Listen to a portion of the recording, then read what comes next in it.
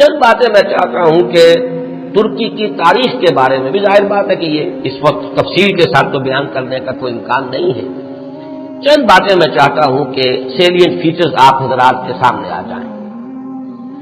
یوں سمجھیے کہ 13ویں صدی عیسوی، یہ 20ویں صدی عیسوی ختم ہو رہی ہے، آج سے 700 سال پہلے کے ماحول میں آپ جائیں. اس وقت خلافت بنو عباس کا خاتمہ ہوا. 1258 عیسوی میں فال آف بغداد، تاتاریوں کے ہاتھوں بغداد کی تباہی ہوئی اور خلافت بنو عباس کا چراغ گل ہو گیا. عربوں کی سیادت و قیادت اس وقت سے ختم ہو گئی. جو خلا پیدا ہوا وہ اس قوم نے پر کیا جن کے ہاتھوں عذاب آیا تھا. ہے آیا فتنہ تاتار کے افسانے سے، پاسماں مل گئے کعبے کو صنم کھانے سے. ایک انٹرم پیریڈ تو ایسا گزرا ہے کہ جس میں طوائف الملوکی تھی. ظاہر بات ہے کوئی بڑی تہذیب، بڑا تمدن، بڑی سلطنت ختم ہوتی ہے تو دوبارہ اس کی جگہ پر کسی دوسرے سٹرکچر کے بننے میں وقت لگتا ہے. درمیان میں وہ طوائف الملوکی، چھوٹے چھوٹے سلطان، چھوٹے چھوٹے عمرا، چھوٹی چھوٹی حکومتیں پورے عالم اسلام. لیکن رفتہ رفتہ یہ جو ترک ایک اصل میں یوں سمجھیے کہ ایک نسل ہے، قوم ہے.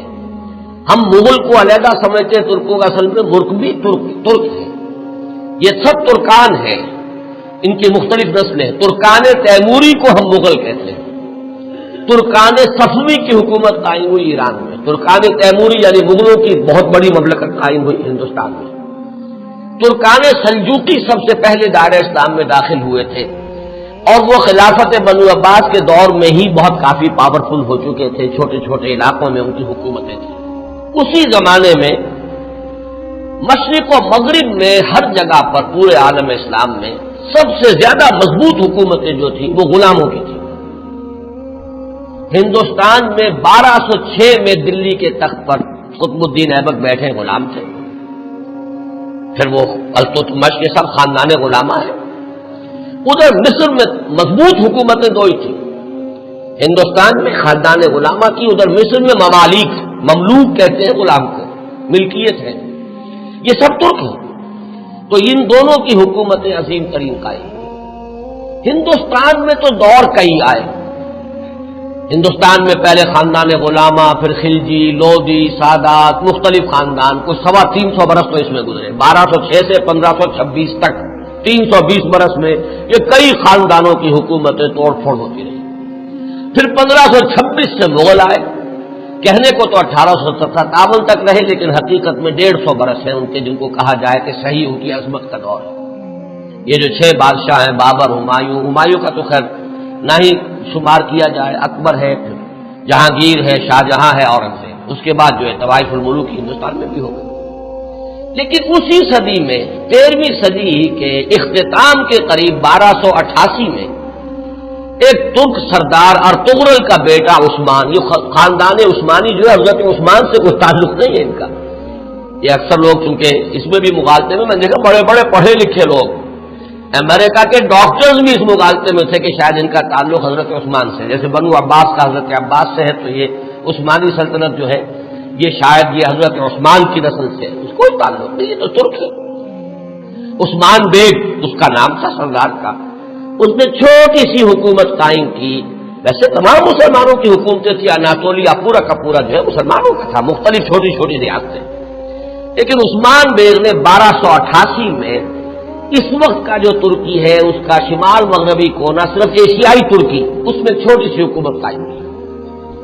1288 سے لے کر اس کے بعد یہ حکومت جو ہے تسلسل کے ساتھ قائم رہی.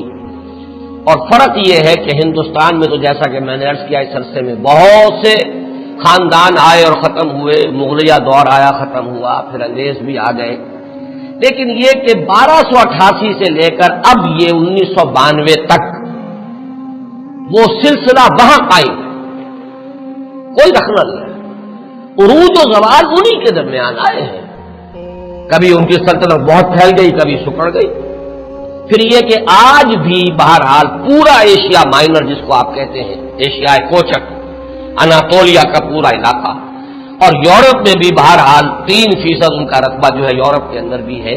آج بھی وہ مملکت قائم ہے اور اس مملکت کے اندر نوٹ کیجئے پورے 400 برس تک خلافت رہی.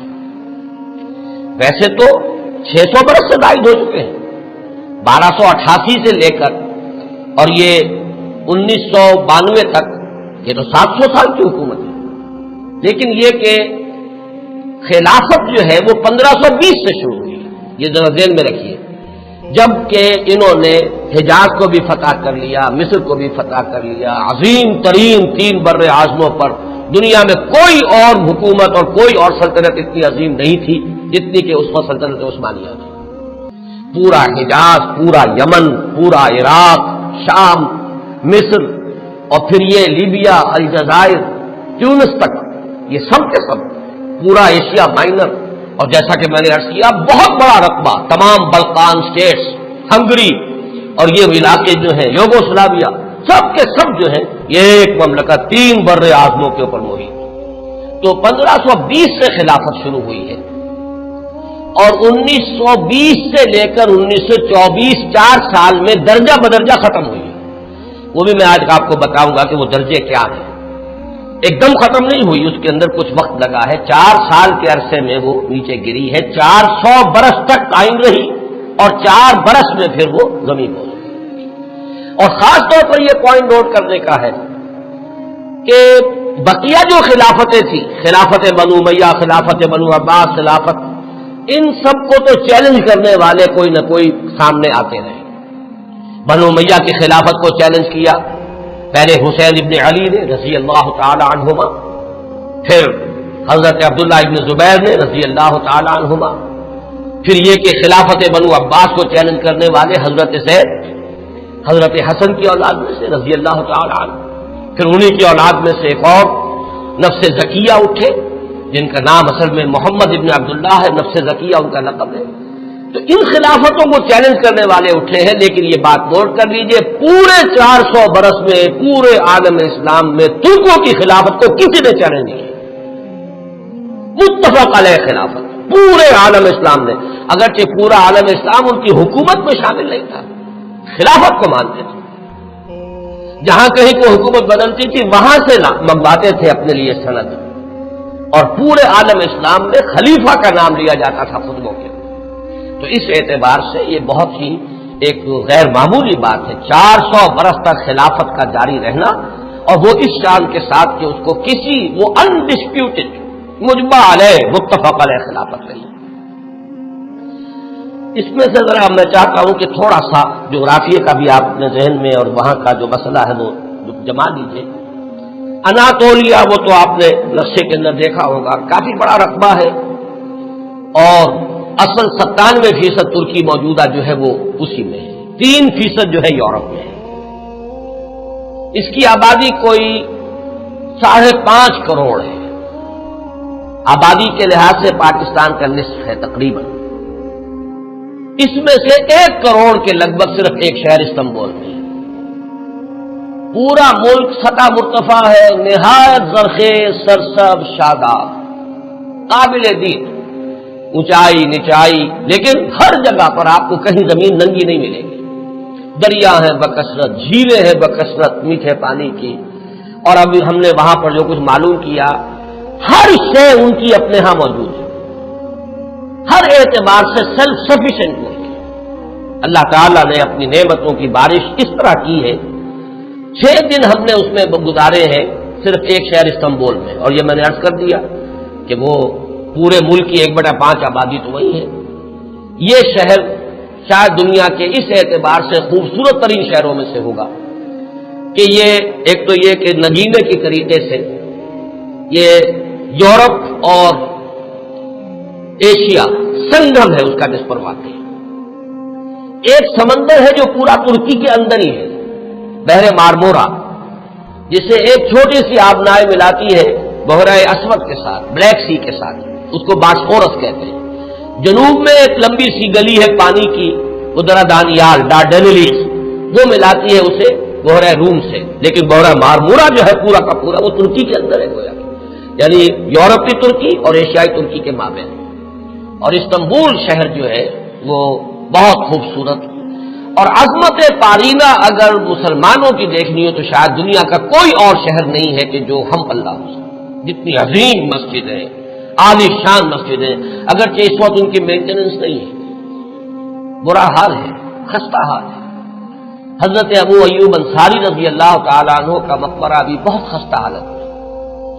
اس کے ساتھ جو مسجد ہے، مغرب کی نماز ہم نے وہاں ادا کی ہے، لیکن یہ کہ نظر یہی آیا کہ صرف وہی لوگ تھے کہ جو وہ ڈاکٹرز کا پورا گروپ آیا ہوا تھا، مقامی آبادی بہت کم نہ ہونے کے برابر۔ اس اعتبار سے عظمت پارینہ دیکھنی ہو تب بھی جا کر دیکھیے، اور اسلام کی بیچارگی دیکھنی ہو تب بھی وہیں جا کر دیکھیے۔ یہ دونوں کنٹراسٹ آپ کو وہاں نظر آئیں گے کہ عظیم ترین مسجدیں وہاں ہیں۔ ہماری بادشاہی مسجد تو اپنے یعنی یوں سمجھیے کہ صحن کے رقبے کے اعتبار سے ہم کہہ دیتے ہیں دنیا کی سب سے بڑی مسجد ہے، لیکن وہ تو صحن ہے۔ باقی یہ کہ ان کے جو عظیم الشان ہال انہوں نے بنائے ہیں، جتنے عظیم، جتنے بلند، ان کو دیکھ کر انسان حیران رہ جاتا ہے۔ سلطان محمد فاتح کی مسجد، سلطان سلیمان کی مسجد، ایک ایک مسجد ان میں سے جو ہے اپنی جگہ پر عظمت کا بہت بڑا نشان ہے۔ اگرچہ جیسا کہ میں نے عرض کیا، اس وقت حالت جو ہے ان کی اکثر و بیشتر خستہ ہے۔ ایک دن کے لیے ہم برسا، ایک شہر برسا اس وقت کہلاتا ہے، یہ بروسا ہے پرانا، بے رے واو سواد ہے۔ اور جب سلطان ارطغرل کے بیٹے سلطان نے عثمان نے جب سلطنت قائم کی تھی تو پہلا دارالخلافہ یہی تھا۔ یہ ایشیائی حصے میں ہے، تقریباً کوئی 150-200 میل کا فاصلہ ہوگا استنبول سے۔ وہاں کے حالات مختلف ہیں۔ وہاں سلطان بایزید یلدرم کی بنائی ہوئی مسجد جو ہے بہت عالیشان ہے، اور اس وقت بھی وہ بہت آباد ہے۔ ہم حیران ہوئے وہاں دیکھ کر کہ وہاں ایک ظہر کی نماز ہم نے پڑھی ہے 2 دن قبل، لیکن محسوس ہوتا تھا کہ جمعے کی نماز ہے۔ ظہر کی اذان سے پہلے کثیر تعداد کے لوگ موجود ہیں۔ اتنا کنٹراسٹ بھی شاید دنیا میں آپ کو کہیں نظر نہ آئے کہ استنبول کا حال وہ ہے کہ حضرت ابو ایوب انصاری کی مسجد جو ہے وہ بھی ویران پڑی ہوئی ہے رضی اللہ تعالیٰ عنہ، لیکن یہ کہ برسا کے اندر جا کر آپ دیکھیے تو وہاں پر یہ ہے کہ ظہر کی نماز ایسا محسوس ہے جو جمعے کی نماز ہے۔ اذان سے پہلے نصف مسجد بھری ہوئی تھی، اور اس کے بعد جو ہم نے دیکھا ہے ان کا جوش و خروش اور پاکستانیوں سے نہایت محبت، وہ بھی وہی نظر آتی ہے، استنبول میں نہیں۔ استنبول تو ہر اعتبار سے مغربی تہذیب کے اندر بری طریقے سے یوں سمجھیے کہ پوری طرح گم ہو چکا ہے۔ وہاں آپ محسوس نہیں کر سکتے کہ کوئی مسلمان ملک ہے۔ باقی یہ کہ جیسا کہ میں نے ابھی عرض کیا تھا کہ اگرچہ اللہ تعالیٰ نے اپنی دولت جو ہے، مادی دولت کے خزانے ہر طرح سے انہیں دیے ہیں، لیکن معاشی حالات نہایت ناگفتگو ہیں۔ انفلیشن آسمان سے باتیں کر رہی ہے، کرنسی کی قیمت اس تیزی کے ساتھ گرتی ہے۔ وہ کچھ اعداد و شمار لے کے آئے ہیں میرے ساتھ، چونکہ چھوٹے بھائی برادر عزیز اقتدار احمد تھے، ندا میں انشاءاللہ تعالی وہ چیزیں تفصیل سے آئیں گی فیکٹس اینڈ فگرز کے ساتھ، کہ کس طرح ہر مہینے ان کی جو کرنسی ہے اس کی قیمت گر رہی ہے، اور کس طرح یہودیوں نے انہیں چنگل کے اندر لے رکھا ہے، اور پوری معیشت جو ہے یہودیوں کے قبضے میں ہے۔ ان کے ہاں ہر چیز جو ہے کنزیومر گڈ، بس اس کی کھپت ہے، جو خرچ کر دینے والی چیزیں ہیں، لباس ہے، مختلف چیزیں ہیں، ان کی بہتات بازاروں میں بھری نظر آئے گی، لیکن یہ ہے کہ ان کی جو یعنی یوں سمجھیے کہ شراب پانی کی طرح، ایک عجیب کنٹراسٹ ہے اس اعتبار سے بھی، خنزیر وہاں نہیں کھایا جاتا، لہذا یہ تو اطمینان ہوتا ہے آپ جہاں چاہیں جا کے کھانا کھا لیں، آپ کو پتا ہے یہاں حرام چیز کھانے میں نہیں ہے، لیکن شراب پانی کی طرح پی جاتی ہے، یہ بھی تضاد ہے۔